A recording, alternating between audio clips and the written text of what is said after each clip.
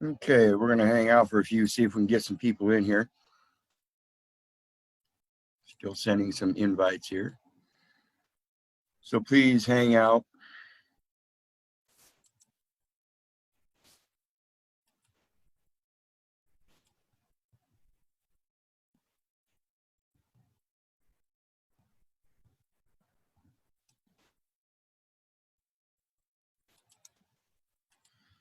And we will have some people here shortly, I hope.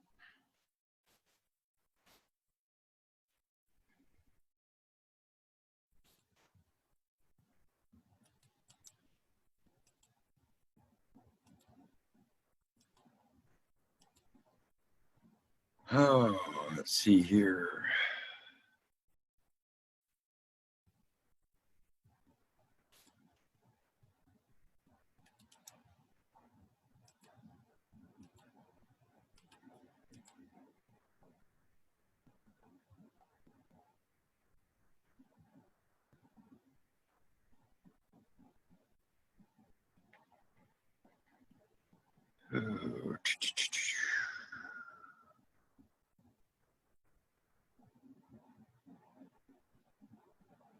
Okay.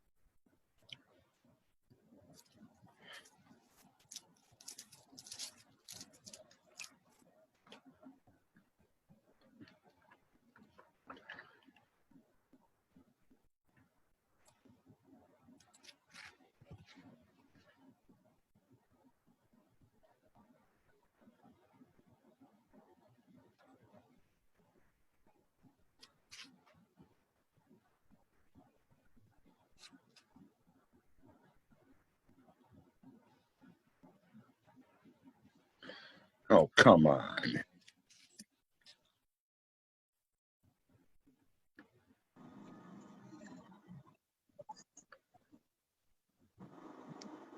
Good day, good day. Hey, how you doing, brother? Not too bad. And yourself? Slow but sure, as normal. We'll go over this motor vehicle driver license thing for people again because they're just not getting it. Most people don't realize that's a commercial transaction of performing a function of public office. Yep. And they think that they have to have a driver license. Well, it puts you under their wing, eh? Yeah. Anything they can convince you of. And if you want to listen to them, then listen to them. But if you don't want to listen to somebody that can explain the truth, then that's because you're willing to listen to the lies. Well, they're conditioned for it. Yeah. Everyone's conditioned for it. Yeah, that's the way we're raised. We're raised to think that other people know better because we don't yet. We haven't done the research. They're telling us something, so we better listen to them because they've obviously done their research already where we haven't. That's not the way it works, folks. We all grew up to their authority, right? Yep. And we have to realize, it's like when I had that confrontation with my mom and she tried telling me at 50 years old that the police are my authority. Well, gee, when did I sign that document? I remember signing the adoption papers saying you were my authority when I was 10. But then, as far as I know, everybody taught me that when I was 18, I was going to get kicked out of that home and I was going to have to live on my own. And sure as shit, that's what you did, Mom. You told me to get the hell out. There was an age limit. Yeah. Well, Hey, there isn't even an age limit. How do we? Well, maybe you could foresee that. Yeah, you know, how do we come to believe this BS? And so I want to point out to some people, and I've done this video before, and I still have people tagging me in posts about people that are having problem with driving issues. And when I tell them they need to rescind the license, they tell me, well, I can't. I got a motor vehicle, and it's actually considered a motor vehicle for a construction job. Yeah. It doesn't make sense. So I wanted to go over No. and do this thing step by step in regards to what we're looking at. And everything they do when we're talking about, and greetings, other folks that have joined since, when we're talking about this driver's license and everything, it's all for transportation, going from point A to point B, and the assumption is that you are taking something that you acquisitioned from point A to point B and delivering it or depositing it. You are acquiring something and taking it somewhere else, and that is a transaction in commerce known as import or export. And let me get my screen share up here. And all of your import and export is for tax purposes. Yes. Let Gotta me pay the taxes. let me get this here.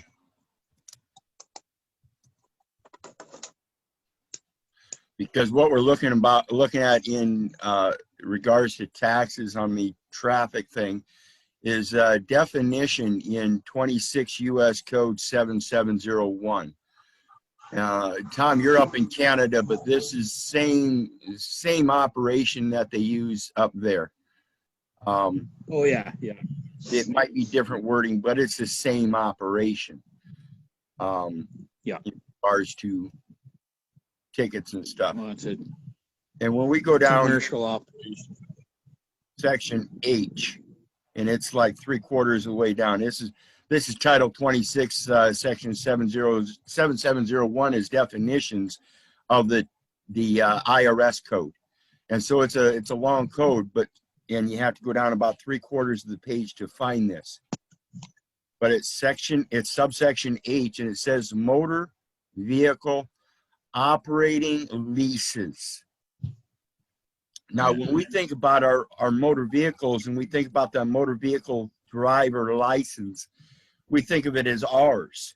When we think about motor vehicle operating leases, we think about, well, somebody else is leasing their automobile, they're renting it to somebody else. Well, Yeah. the series of transactions is what causes us to realize what's going on here. When we read this section, it tells us a series of transactions involved in the lease. Yeah. In general, for purposes of this title, tax title. So it is for tax purposes. Motor vehicle being in the tax definition under operating leases for purposes of this title tells us that motor vehicle operator leases are for tax purposes. So in the case of a qualified motor vehicle operating agreement, which contains a terminal rental adjustment clause. Yeah. Again, we're talking about different transactions. In the qualified motor vehicle operating agreement, there must be another agreement, which is simply an agreement for a rental adjustment. Yeah. As such agreement shall be treated as a lease if such agreement would be treated as a lease under this title. And if we go back and read this parentheses part, it says, but for such terminal rental adjustment clause. Is that trying to strike out that terminal rental adjustment clause, or trying to catch your attention to pay attention to it again?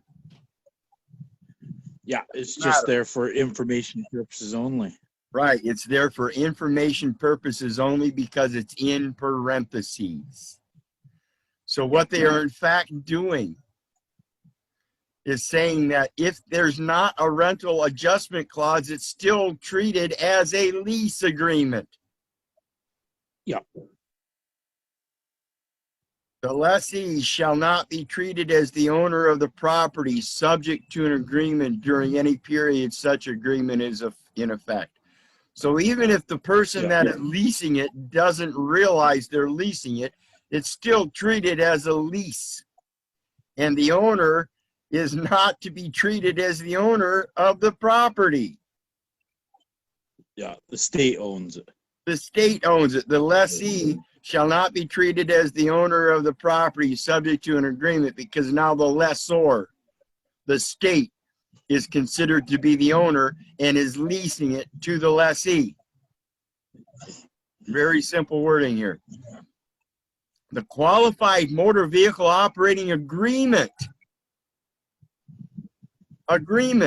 Notice this is not motor vehicle operating lease. This is a qualified motor vehicle operating agreement within a series of transactions known as the motor vehicle operating lease.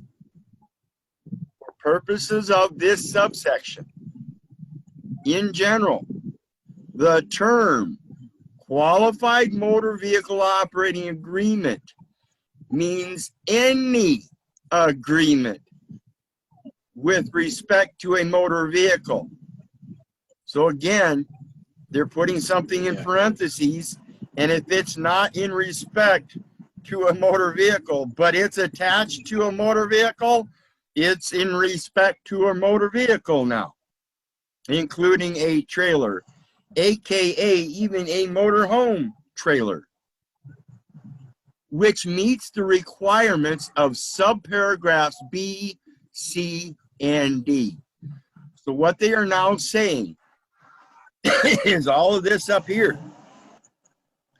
The motor vehicle operating lease and the motor vehicle operating agreement defined has to follow B, C, and D. This is the interesting part, because it says it has to include D, and it says lessor must have no knowledge that the certification is false. Why would they put that the certification is false in there? Because it is. It is false when you go back and read B and C. B says an agreement meets. After it says B, C, and D, it's just like a computer program.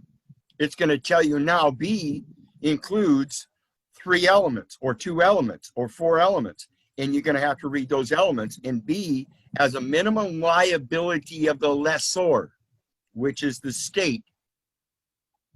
An agreement meets the requirements of this subparagraph if under such agreement the sum of the amount the lessor is personally liable to repay and the net fair market value of the lessor's interest in any property pledged as security for property subject to the agreement.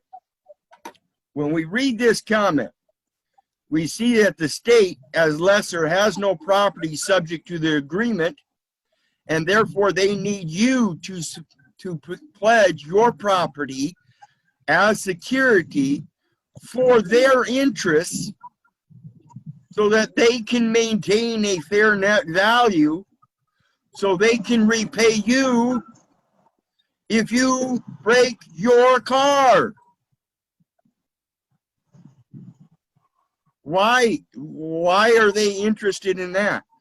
Because if you get in an accident and you break somebody else's car, they have the same claim on somebody else's car, and now they can pay them, and they can pay them by detrimenting you.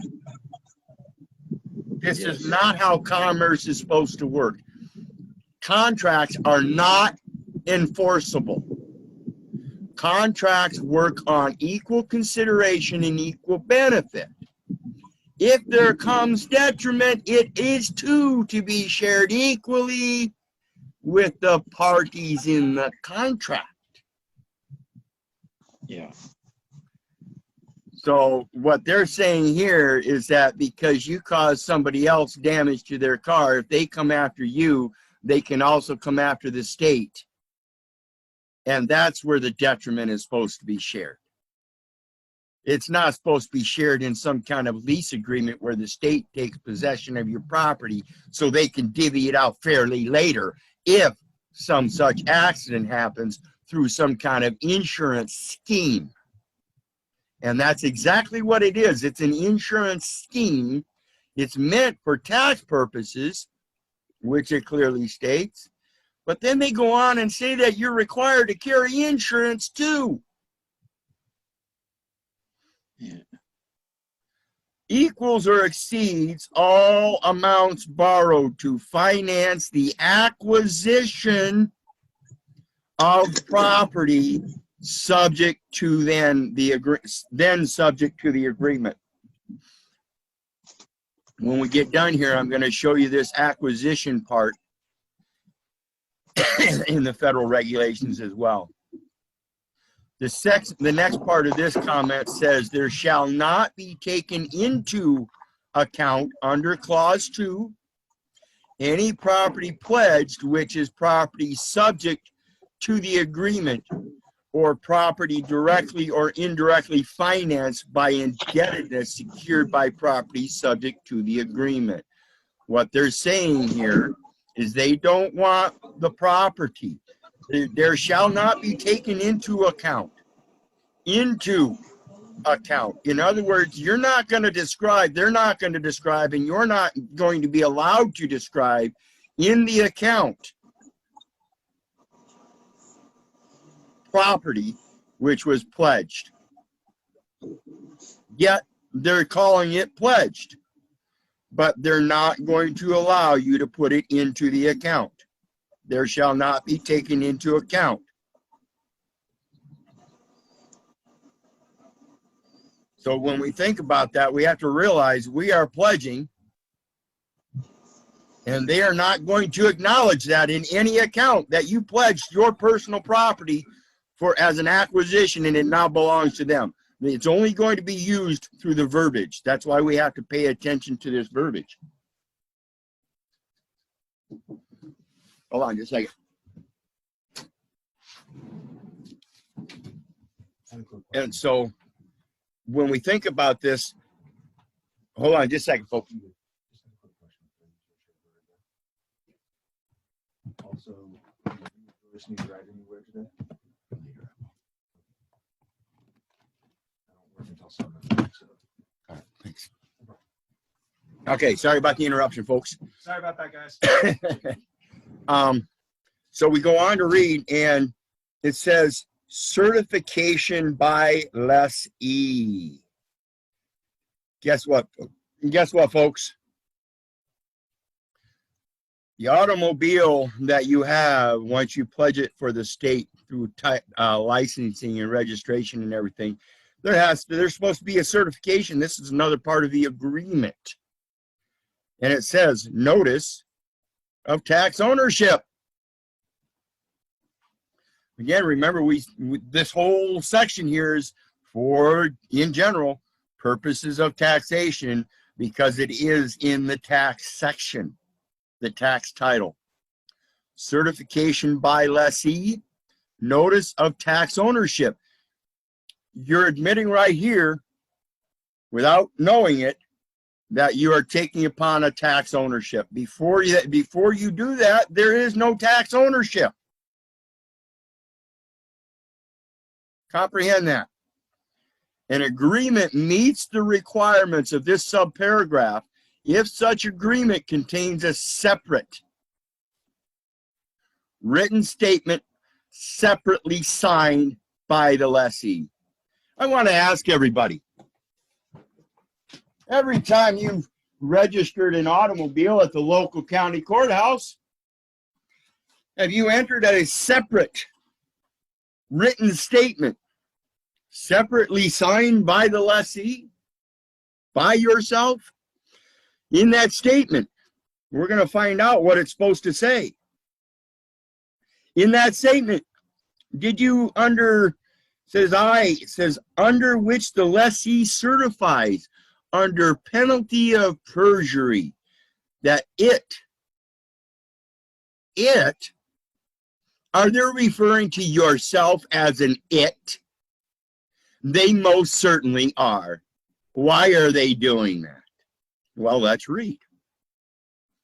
Under which the lessee certifies under penalty of perjury that it intends that more than 50% of the use of the property subject to the agreement, and it's subject to the agreement under an acquisition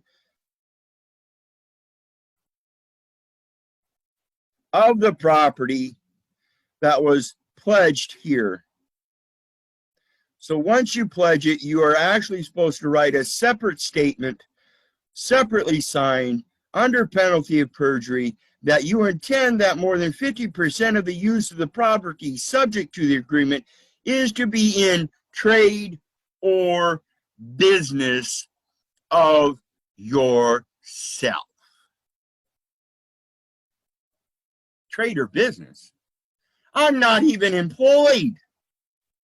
Why would I need a driver license then? Why would I need a motor vehicle operator lease? Why would I need these things if I'm not employed?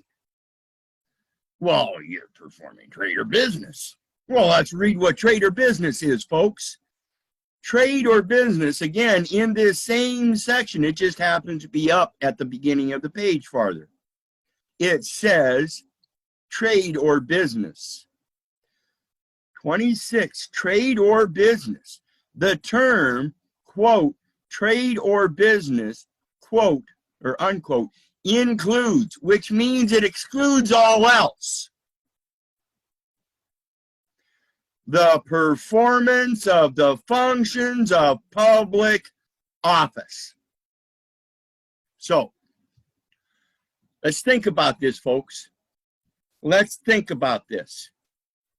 If, according to the agreement, the certification needs to be taken notice of a tax ownership, and it has to be a separate written statement, separately signed, stating that we are performing the functions of public office.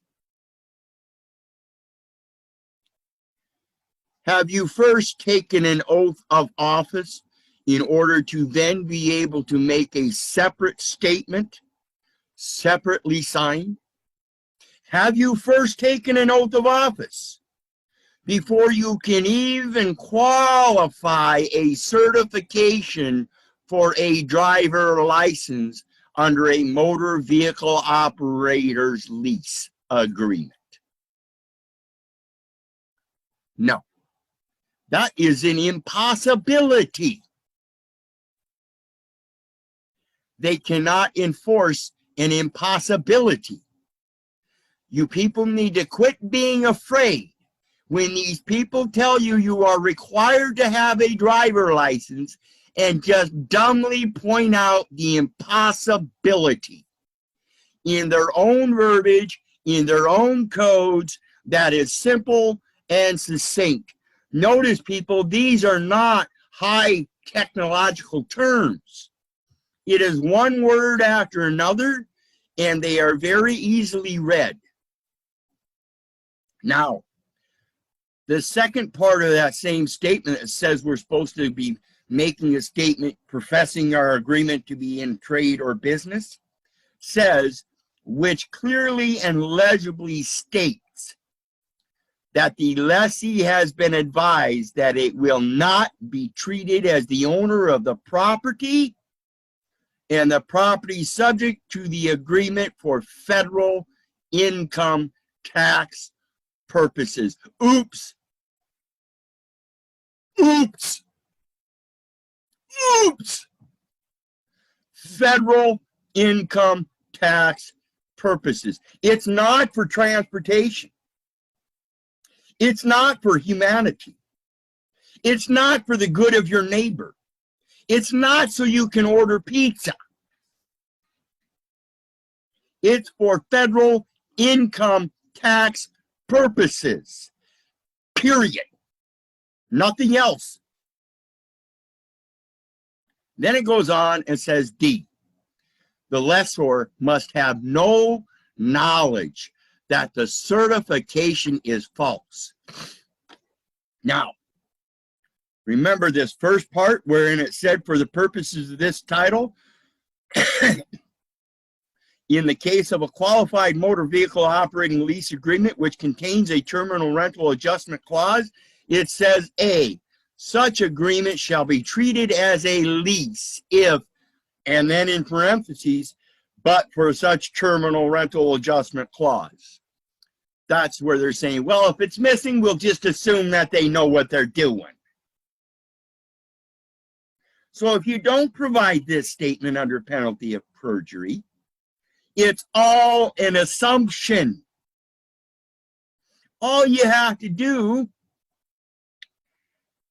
under D, it says lessor must have no knowledge that certification is false.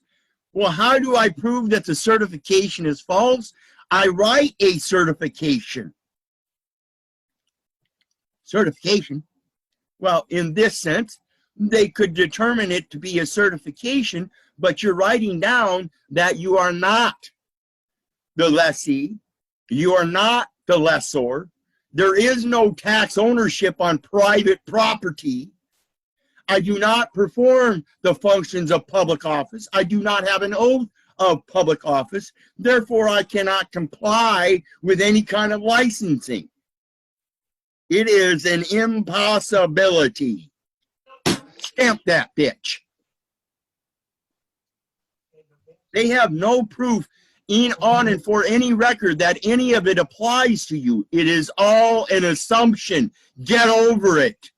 Break the assumption. Write them a little note.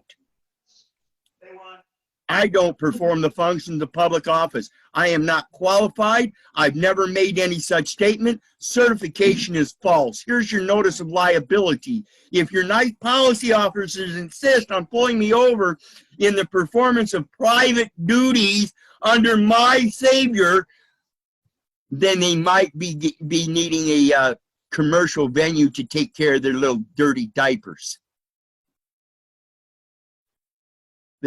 None of this applies to you unless you yourself have sat down and made a handwritten statement. Nobody else can do that for you.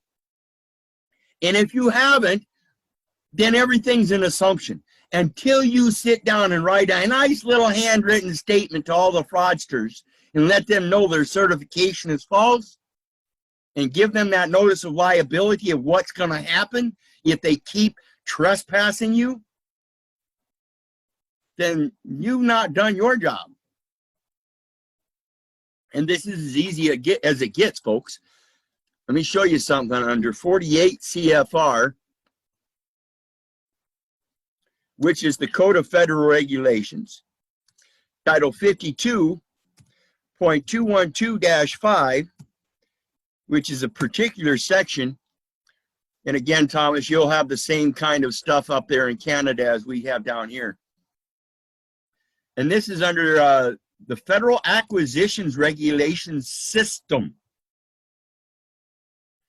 Remember, when we are talking here in Title 26, they're talking about an acquisition of property. And that's exactly what they're doing. They're saying that you pledged that automobile to them, and yet the certification is false. You never made any such certification. How can it be true? There was no contract with terms and conditions in order to implement the statute or executive orders. You never made any such statement. So far, the only contract terms and conditions required to implement statutes or executive orders attached to those commercial items are the statutes and executive orders themselves. They do not apply to yourself unless you take upon that tax ownership. It's an impossibility. Impossible. And they admit it right here themselves. That's the title of this section. And it says contract terms and conditions required to even implement their statutes or executive orders whenever they're seeking a commercial item. So every statute and every federal code where they say that they're seeking a commercial item in penalizing you, that is in fact a contract. Again, contracts are equal consideration, equal benefit, and if there is detriment, you look at that cocksucker across there trying to prosecute you, excuse my language, and you tell him, hey, come join me for that 90 days in jail. Come join me for that next life term sentence. Come on, buddy. That's what equal detriment is. So if they want to impose some kind of detriment, stand up. Sure. I've done a lot of time in jail, and I can handle it. I'm only 120 pounds. But I'll bet that 350-pound guy over here that likes shoving his fancy food all down his throat isn't going to have too much fun in there with me. This is the kind of stuff we need to think about, people. None of it applies to you. You apply it yourself by assuming a tax ownership without telling him, no, you don't own it. Every last one of these codes is for tax purposes. Every last one. It has to start with taxes first. It has to be imported first into a jurisdiction in order for them to then apply a commercial set of regulations. It has to be done that way. You cannot import something first in a commercial realm and then say a tax applies to it from a different jurisdiction. It doesn't work that way. It does not work that way. Period. So think about this stuff, people, and realize we are not subject to any of this stuff anywhere in their codes. None of it. We have been duped by the language and other people trying to enforce things that just are not so. Again, if you go back and look at the reading in that Title 26, I'm going to pull it up again here real quick so everybody gets a good gander at this. Everybody, here, let me do my screen share first so everybody can watch me pulling this up.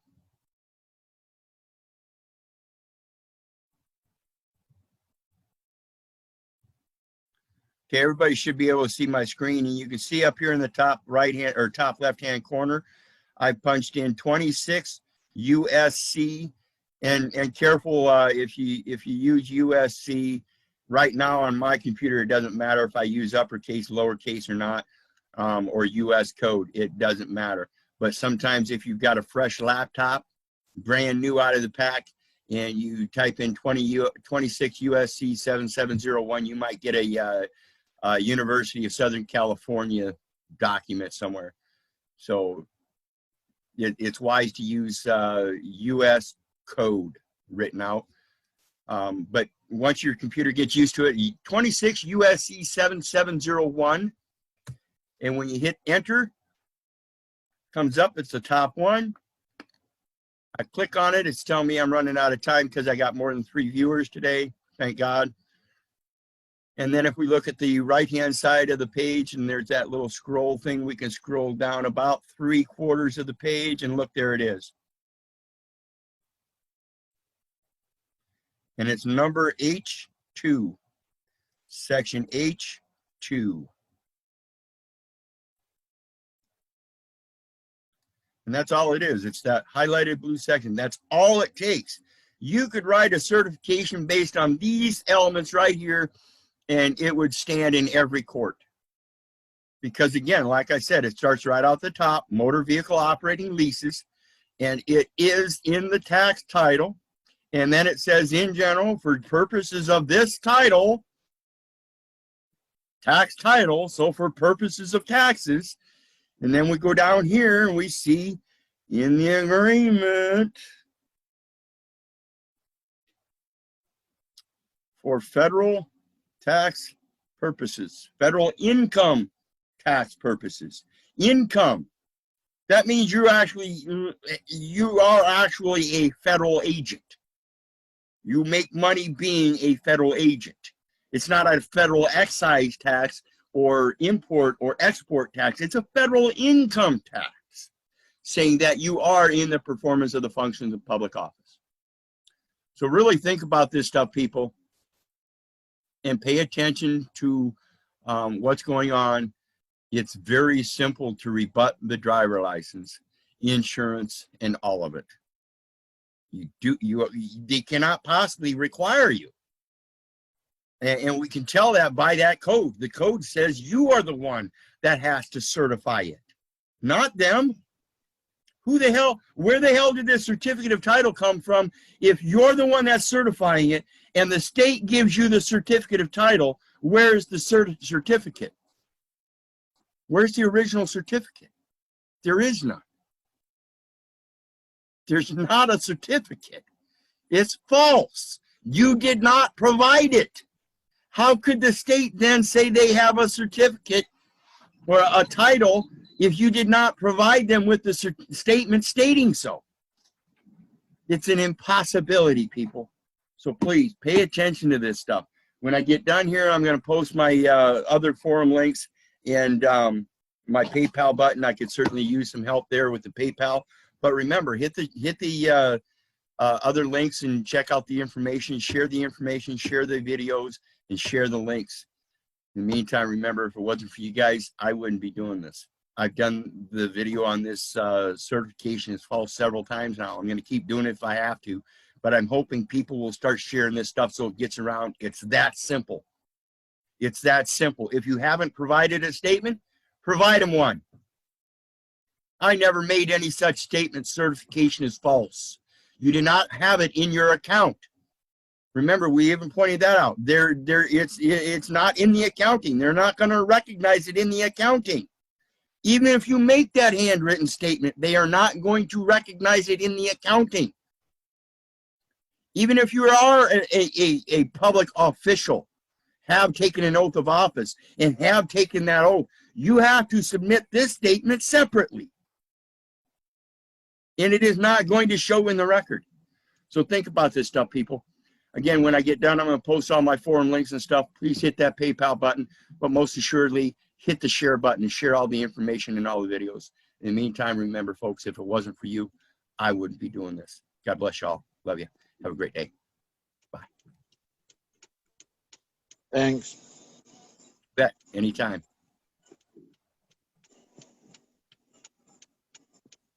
I'm going to check the comments. Appreciate you. Yes, thank you, Katrina.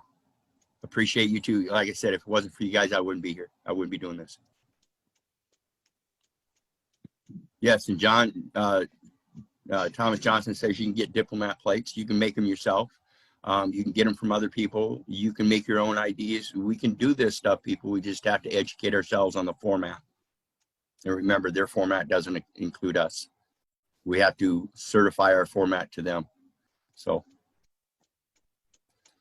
all right. In the meantime, again, God bless. Yes, Paul, I will be doing a replay as soon as it uploads. It'll be on my Facebook page, Hotep Secondly, and on Lawful Living. So, talk to y'all later. In the meantime, God bless. Love you.